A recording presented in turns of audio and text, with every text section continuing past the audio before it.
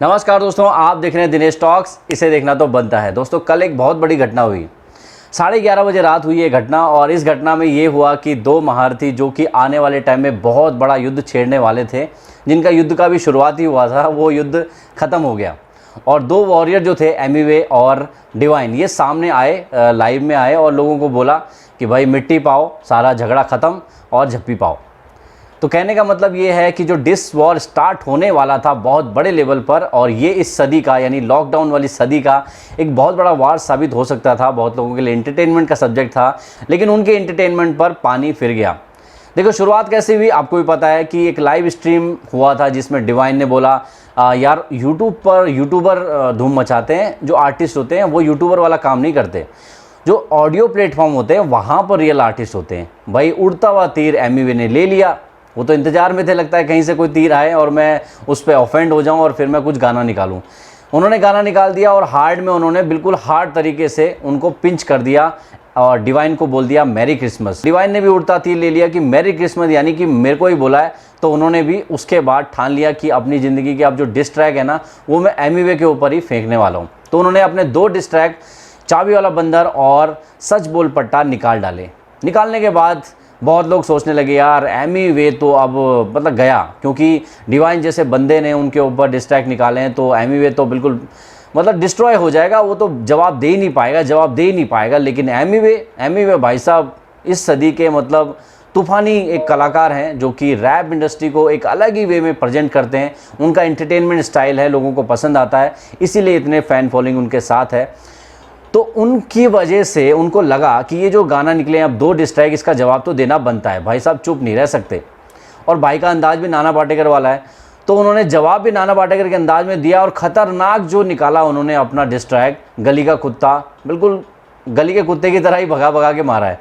तो इतना खतरनाक उन्होंने डिस्ट्रैक निकाला कि वो डिस्ट्रैक बहुत भारी पड़ा, लोग उसको बहुत ज़्यादा अप्रिशिएट कर रहे हैं और डिवाइन को डिस्ट्रॉय होता हुआ देख रहे हैं। उनको लग रहा है कि डिवाइन अब गया, तो यानी अब मैटर था नेक्स्ट जो गेंद थी, वो गेंद थी डिवाइन के पाले में। अब डिवाइन को जवाब देना था इसका, लेकिन डिवाइन आए, लाइव इवेंट हुआ था एक एमिवे का रात को, और उस लाइव इवेंट में डिवाइन पहुंच गए वहां उनके साथ। उन्होंने मैसेज छोड़ने शुरू किए, लेकिन डिवाइन के मैसेज का एमिवे ने रिप्लाई नहीं दिया लाइव में कुछ भी। लेकिन उनको पता लग रहा था कुछ ना कुछ बात हुई है। लेकिन अब डिवाइन के साथ फ़ोन पर बात हुई, उसके बाद एमिवे की दोनों ने कहा भाई यार देखो, माहौल तो गर्म कर दिया है हमने, अब आगे और माहौल गर्म करना है या नहीं करना है वो दोनों आपस में देख लो।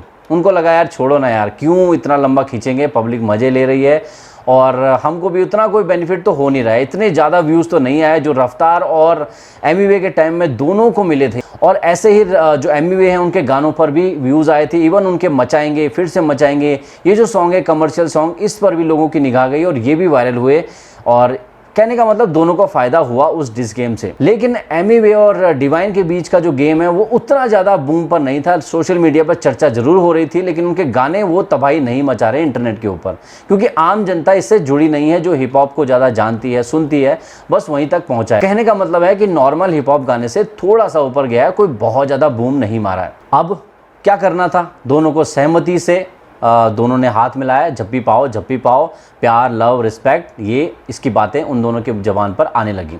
तो लाइव इवेंट हुआ कल रात को। दोनों भाइयों ने बोला कि यार अब तुमने मुझे ऐसा बोला मैरी क्रिसमस, मुझे लगा मुझे बोला, और तुमने राइम्स बनानी थी, मुझे लगा कि मैरी क्रिसमस यानी मैं तो कहने का मतलब उड़ता हुआ तीर दोनों ने लिया और दोनों ने उड़ते हुए तीर में गाने बना दिए।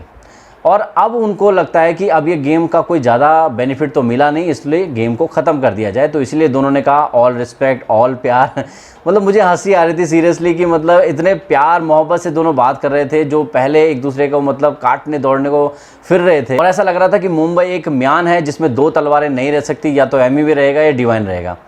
चलो अच्छी बात है यार। देखो, म्यूज़िक इंडस्ट्री में वैसे भी आपको पता है प्यार मोहब्बत से ही काम होते हैं, क्योंकि गाने लड़ाई झगड़े की वजह से ज़्यादा दिन याद नहीं किए जाते हैं। अगर प्यार मोहब्बत के बढ़िया गाने बनाओगे जो लोगों के दिलों को छुएंगे, वो लॉन्ग टाइम तक चलते हैं। मतलब ये डिस गेम ज़्यादा दिन नहीं चलता। इवन दो आदमियों की लड़ाई 2 दिन तक देखोगे, तीसरे दिन तक देखोगे, चौथे दिन आप पक जाओगे, कहोगे साइड में लड़ लो यार, हमें मतलब नहीं तुम्हारी लड़ाई से। तो ये सच्चाई है। तो इसीलिए लड़ाई को ख़त्म किया, बहुत अच्छी बात है। अप्रिशिएट करता हूँ मैं दोनों के इफ़ेक्ट को कि इन्होंने ये चीज़ को सोचा और कर दिया, यानी दोनों ने पैचअप कर लिया। आने वाले टाइम में हो सकता है इनका कोलैब भी देखने को मिल जाए, क्योंकि मुंबई के छोकरे हैं दोनों, तो दोनों मुंबई को रिप्रेजेंट करते हैं, तो बहुत अच्छी बात है कि करें आगे भी काम और कोलैब देखने को मिले, बढ़िया संगीत बनाएं। और आपको भी पता है हिप हॉप इंडस्ट्री में दो ही एक तरीके से काम चल रहा है, एक तो डिस्क का गेम चल रहा है थोड़ा बहुत, जिसमें लोगों को पता चलता है कि इसका गाना है, इसका गाना है, जो रियल हिप हॉप है वो पीछे छूट गया। इसके अलावा जो दूसरा गेम चल रहा है वो है कमर्शियल, यानी कि जिसमें दारू, लड़की और थोड़ा सा डांस पार्टी वगैरह हिप हॉप हो, उसमें वैसा चल रहा है। जहां अपनी रियल ज़िंदगी के फैक्ट्स वगैरह बताओगे तो आपको साइड में लोग बस इतना बोलेंगे अच्छा गाना है यार, मज़ा आया, लेकिन कोई भी उनको सुनने नहीं जाएगा, ज़्यादा नहीं सुनेगा। ये बड़ी एक विडंबना है हमारे देश की, क्या करें। पॉलिटिक्स जहाँ होती है वहाँ लोग कूद कूद कर जाते हैं, लेकिन जहाँ सच्चाई होती है वहाँ से लोग दूर भागते हैं। ये फैक्ट है, अगर आपको पता होगा, आपके आसपास भी आपने अनुभव तो किया ही होगा, आप भी भारत के निवासी हो। तो भाई बात ऐसी है, ये न्यूज़ मुझे बतानी थी। न्यूज़ के अलावा मेरा ओपिनियन यही है कि ऐसे जितने भी आर्टिस्ट हैं वो समझ जाएं कि हिप हॉप देखा जाए तो वैसे हमारे देश का कल्चर तो नहीं है। हमारे देश में आपको पता है कि हिप हॉप से बहुत ज़्यादा पहले वगैरह राइमिंग करना ये बहुत पहले से हमारे देश में था, यानी शेरो शायरी, छंद, दोहे, सोठा, व्यंग, बहुत सारी चीज़ें हमारे देश में पहले से ही हैं। ये नया हिप हॉप जो है ना वो डायरेक्ट कॉपी पेस्ट वाला काम इंडिया में किया है, और उसको ऐसी ज़िंदगी बताते हैं लोग यहाँ इंडिया में, ऐसा लगता है जैसे कि मतलब पैदा होते ही उनको हिप हॉप मिला हो।